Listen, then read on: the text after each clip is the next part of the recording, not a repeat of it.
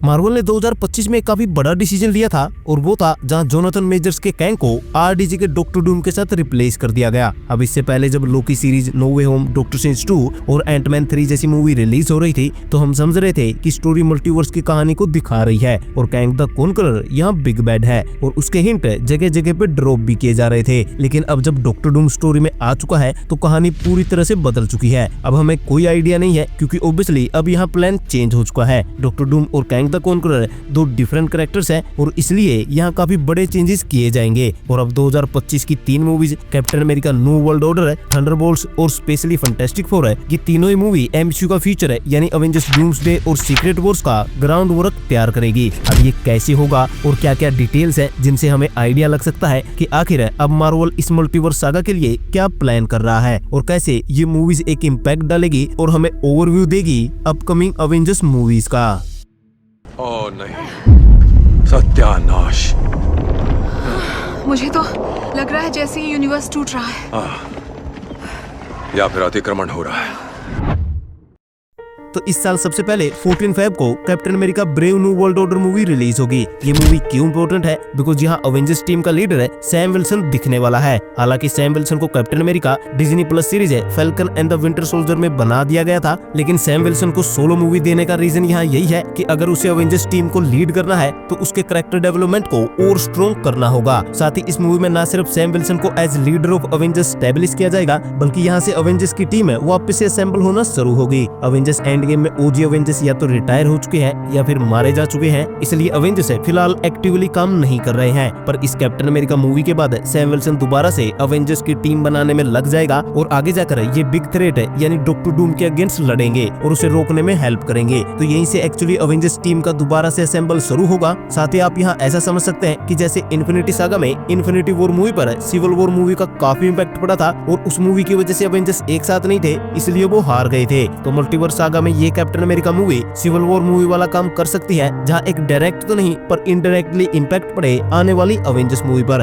हालांकि ये काम है परफेक्टली थंडरबोल्ट्स मूवी भी कर सकती है। अब थंडरबोल्ट्स मूवी 2 मई को रिलीज होगी जो कि 2025 की सेकंड थिएट्रिकल रिलीज होगी मार्वल की। इस मूवी में हमें एक नई टीम दिखाई जाएगी जिसे फिलहाल थंडरबोल्ट्स कहा जा रहा है एस्टर रेक्स के साथ, यानी इसका रियल नेम है अभी भी सामने आना बाकी है। पर हमें ये पता है कि ये डार्क अवेंजर्स होने वाले हैं जिन्हें आप एक तरह से एंटी अवेंजर्स कह सकते हैं। पर यहाँ ये कैसे इंपोर्टेंट होने वाले हैं आने वाली अवेंजर्स मूवी के लिए, तो जैसा मैंने पहले कहा कि ये एक्चुअली में एक एंटी अवेंजर्स की टीम होगी जो कि एक तरह से की रोल को प्ले कर सकती है सीक्रेट वॉर्स की स्टोरी लाइन में। एक्चुअली कॉमिक्स में इल्यूमिनाटी का ग्रुप होता है जो कि इनकर्जन्स को रोकने के लिए दूसरे यूनिवर्सिटीज को डिस्ट्रॉय कर देता है। जबकि अवेंजर्स इतना बड़ा कदम लेने से हिचकिचा रहे होते हैं तो यहाँ ऐसी थ्योरीज है कि एमसीयू में ये थंडरबोल्ट्स है कॉमिक्स वाली इल्यूमिनाटी को प्ले करेंगे, जहाँ अवेंजर्स जो कि गुड साइड के चलते इनकर्जन को रोकने का कोई और डिसेंट तरीका ढूंढ रहे होंगे, तो वहीं ये एंटी हीरोज की टीम है अपने यूनिवर्स को बचाने के लिए सिंपली सामने वाले यूनिवर्स को डिस्ट्रॉय कर देंगे। तो इनका भी एक तरह से इंपॉर्टेंट रोल हो सकता है जब सीक्रेट वॉर्स की इवेंट होंगे। अब जब बात यूनिवर्स के डिस्ट्रॉय होने की आई है तो यहाँ इस बड़ी स्टोरी लाइन में हमें कुछ ऐसे कैरेक्टर्स भी दिखेंगे जो कि यूनिवर्स का क्रिएशन तक कर सकते हैं और यहीं पर एंट्री होगी फैंटास्टिक फोर की। एमसीयू की पहली सुपर हीरो फैमिली इंट्रोड्यूस होगी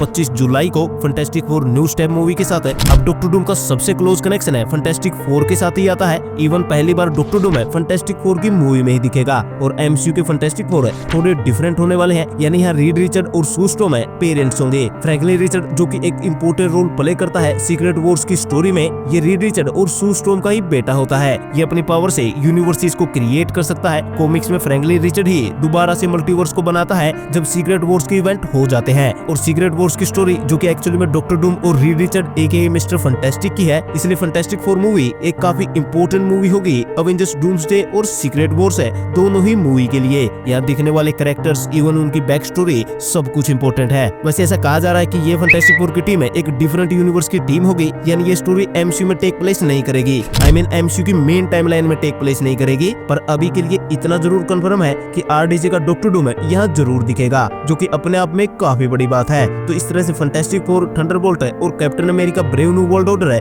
ये तीनों ही मूवी काफी ज्यादा जरूरी है एमसीयू के फ्यूचर के लिए। और यही मूवीज हमें एक ब्रीफ आइडिया देगी डॉक्टर डूम के प्लान का। हालांकि जिस तरह से 2025 की मूवीज है बड़े स्केल के थ्रेड और मेन स्ट्रीम एमसीयू को फोकस करेगी, उसी तरह 2025 की डिज्नी प्लस सीरीज है एमसीयू के स्ट्रीट लेवल पर फोकस करेगी। डेयरडेविल और आयरन हार्ट जैसी सीरीज है एमसीयू के ग्राउंड लेवल पर फोकस करेगी। पर इन सब की बात हम कभी फिर करेंगे। फिलहाल थिएट्रिकल रिलीज पे ध्यान देते हैं क्योंकि यहाँ कुछ बड़ा ही रिवील होने वाला है।